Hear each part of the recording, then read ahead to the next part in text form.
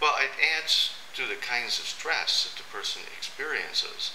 I mean, in that it can really be a barrier with respect to the kind of relationships that the person has with important people in their lives. For example, with parents.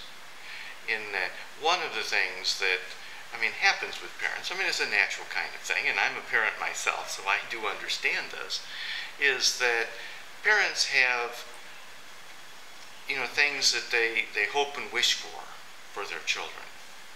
And those are based on various assumptions.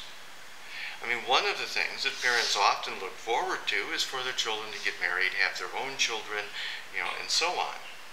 Now, with gay and lesbian, child is gay or lesbian, then this obviously creates some difficulties, in that.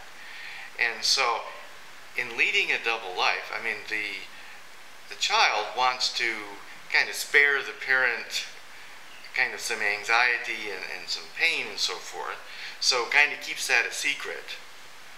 But at the same time, the parent is saying, well, why aren't you getting married? How come you don't have girlfriends? Or how come you don't have a boyfriend? Okay, and when am I going to see grandchildren? Okay, and this kind of thing, clearly creates a barrier with respect to the relationship between the parent and the child. And as such, it's much better to be honest, in the relationship, and deal with those issues. And then the relationship itself is better because it's based on an honest basis rather than on leading a double life. And this is true in a lot of situations, in that we make assumptions about other people, and if somebody is living a double life, then we sort of feel like we've been kind of led astray, when they aren't open and honest about, who they are. And one of the real concerns that gays and lesbians have in terms of coming out or revealing their sexuality to other people is that they will be rejected.